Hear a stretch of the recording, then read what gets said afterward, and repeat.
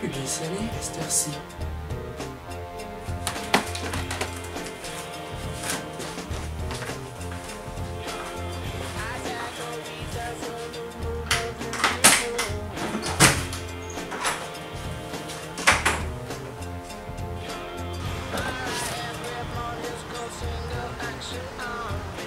Hein?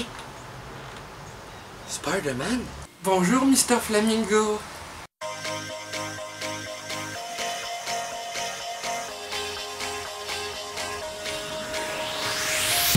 T'es-tu déjà senti enragé en hostie, prêt à exploser, tout envoyer promener? T'es-tu déjà senti, tu t'es fait fourrer, tu t'es fait avoir, t'es enragé noir? T'es-tu déjà senti les doigts engourdis à trop pitonner sur une manette usée? Moi, je teste des jeux rétro. Je vous jure qu'ils ont plein de défauts. Ça en est rigolo. Il réussit à me faire chier, tellement c'est mal créé. Le Flamingo enragé! Alors, quel bon vent t'amène, Spider-Man? Eh bien, premièrement, j'adore ton émission. Et deuxièmement, je voulais savoir si tu pourrais tester des jeux tirés de ma licence. Attends, quoi? Tu veux que je teste des jeux de moi? Tes jeux?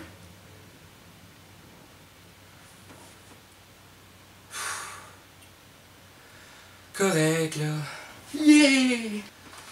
Ça a belle l'air qu'aujourd'hui, on va tester des jeux tirés de la licence de Spider-Man. Ça risque d'être un peu souffrant. Donc aujourd'hui, on va tester 4 jeux à la licence de Spider-Man. Et on va commencer par le pire. Spider-Man sur la Genesis / Mega Drive pour la France. J'ai vraiment pas envie d'y jouer.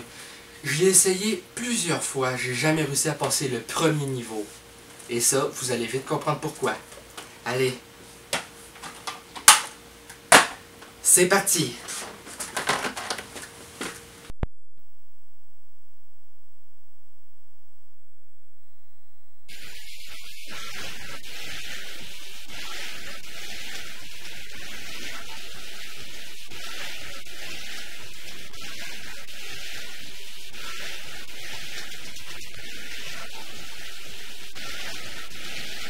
Avant même d'avoir commencé à tester le jeu, on sent qu'il y a quelque chose qui va pas, tu sais.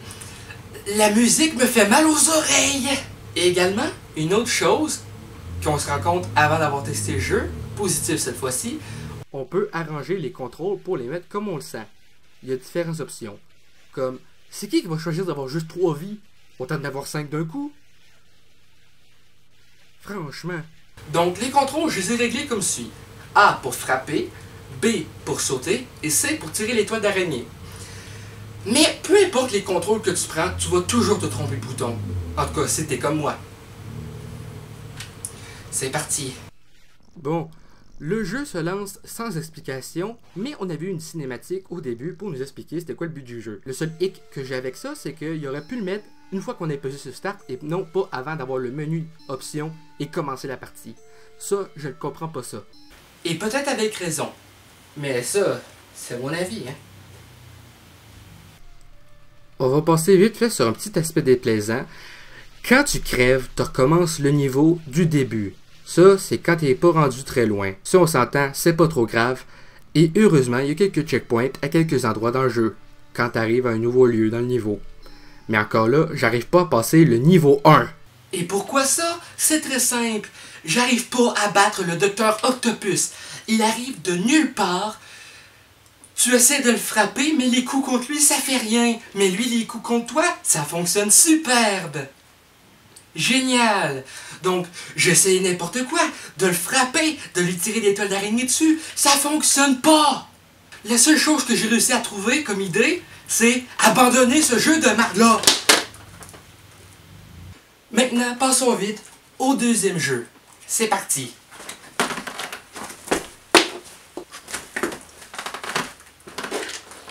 Spider-Man Maximum Carnage est l'un des rares jeux édités par LGN qui était actuellement plaisant à jouer.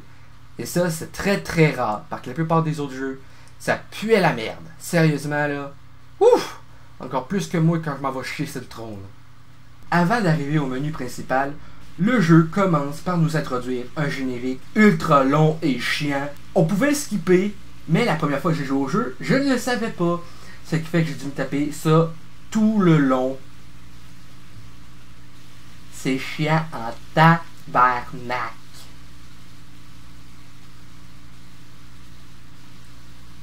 Il aurait pu mettre de quoi genre you can skip this shit, you can skip this shit, skip this shit. Mais non, ils l'ont pas fait. Génial. Mais à part de ça, le jeu est très plaisant à jouer. Sérieusement, c'est un bon beat'em up. Une fois enfin arrivé au menu principal, on peut jouer. En fait, non. On doit regarder une cinématique, ou plutôt des cinématiques de l'époque, on s'entend que c'est pas la même chose qu'aujourd'hui, où ça nous introduit Carnage qui est en prison et qui s'évade avec l'aide de son symbiote. Et c'est long, c'est long, c'est long, c'est long, c'est long, c'est long. Enfin, je peux te jouer là!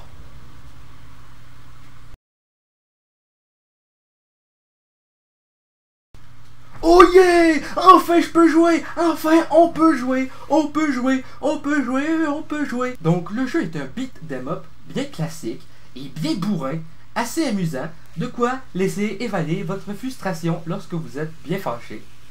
Et sérieusement, puis pour un jeu LGN, on doit s'avouer que c'est très plaisant. Nous sommes en droit de nous demander si ils ont enfin décidé de faire des bons jeux. Ça m'étonnerait vu les jeux qui sont sortis par après.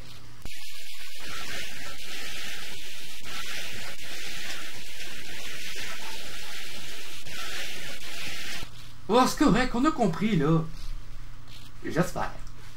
Parce que l'autre jeu, il pue la merde, contrairement à celui-là qui est très plaisant à jouer. Youpi! Enfin un bon jeu LGN, tabarnak! Avant de s'attaquer au jeu suivant, je vais vous montrer un autre niveau du même jeu, Maximum Carnage, pour vous montrer à quel point le jeu est très plaisant à jouer, contrairement au jeu que j'ai testé juste avant, qui était sorti après Maximum Carnage. Je sais, je les ai pas testés dans le même ordre, mais c'est pas grave, on garde toujours le meilleur pour la fin, non? Qu'est-ce que t'en penses, Spider? Parfaitement d'accord avec toi, Mikey. J'espérais bien. Donc, ce niveau-là, tu dois te déplacer de building en building pendant qu'un ennemi te lance de la diarrhée jaune, la diarrhée mixée avec la pisse plutôt, et la maniabilité de ce jeu-là est très très bien. C'est facile à comprendre, contrairement au jeu précédent que j'ai testé. Et sérieusement, c'est ça la différence vraiment entre un bon jeu et un mauvais jeu. La maniabilité, elle est pour quelque chose. Et ça, c'est très important à prendre en note. On va de nouveau tester un jeu considéré comme de la merde par plusieurs, dont la VGN qui a testé le jeu dans son épisode sur Spider-Man. Moi, contrairement à lui, j'ai apprécié le jeu, peut-être parce que je suis bizarre, mais enfin bref, j'ai joué plusieurs fois et l'enregistrement qui va suivre date de ma dernière séance, une fois que je me suis bien habitué au gameplay. Donc je vais vous expliquer comment le jeu fonctionne et après ça, on va voir en détail les points positifs et les points négatifs de ce jeu-là. Joues-tu là? Oui, désolé, c'est que j'étais un peu emballé par la musique. Ouais, j'avoue, c'est vrai qu'elle est bonne. Elle est bonne, pareil.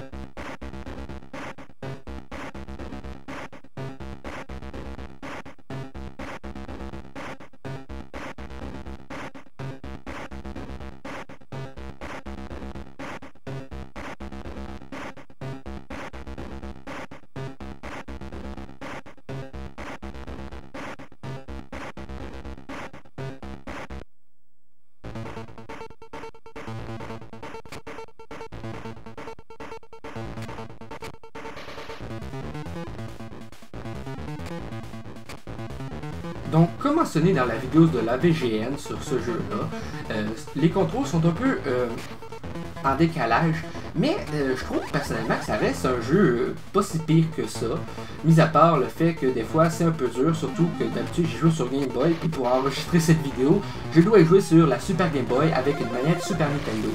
Donc c'est assez différent, donc c'est pour ça que je suis un peu plus nul dans cet enregistrement.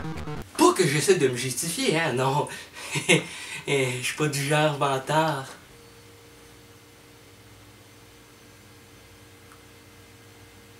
Donc, il y a des fois que ton personnage saute haut, mais il y a d'autres fois que ton personnage ne saute pas très haut. Donc, c'est dur à gérer dans ce temps-là, parce que tu veux être sûr, des fois, dans le fond, tu as besoin de sauter haut, mais tu sautes pas haut. Des fois, tu as besoin de sauter bas, puis tu sautes haut. Enfin bref, non. En fait, tu as toujours besoin de sauter haut, mais c'est pas tout le temps le cas, parce que ton personnage a 2 sauts, et c'est aléatoire, complètement aléatoire. Donc ça, c'est un des défauts du jeu. À part de ça, c'est pas trop pire que ça. Hein? Subway Ride? C'est vrai que manger du Subway c'est bon. Oh non, attends! Le métro! Non, pas ce métro-là! Prendre le métro! C'est juste qu'on en a pas vraiment au Québec. À part à Montréal, mais... Je peux te dire qu'on est à 3 heures de Montréal, fait que on n'a pas vraiment de métro. Sauf l'épicerie.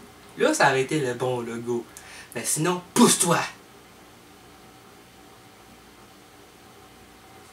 Parlant de saut aléatoire, là je veux aller pogner la vie. Mais là il est trop tard parce que mon personnage veut pas sauter haut.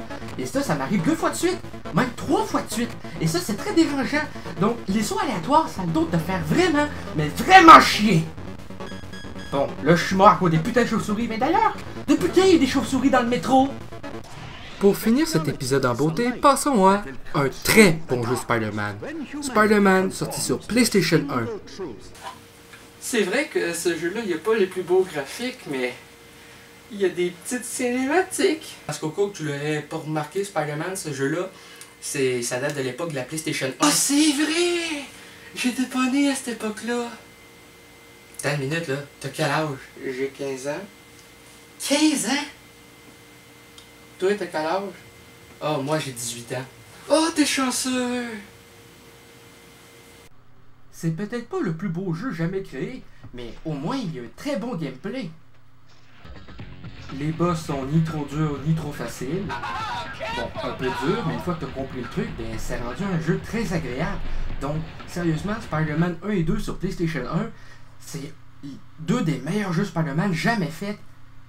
Et j'ai hâte de voir le jeu d'Insomniac Games, parce qu'après ça, ça va être génialissime. Un jeu comme ceux-là, mais avec des bons graphismes. Ouais, j'avoue, ça va être trop bien. J'ai tellement hâte d'y jouer sur ma One. Parce que Spider-Man, tu savais que le jeu Spider-Man Insomniac Games, il va être exclusif à la PS4? Non! Ok, je pense que ça veut dire qu'il savait. Pourquoi?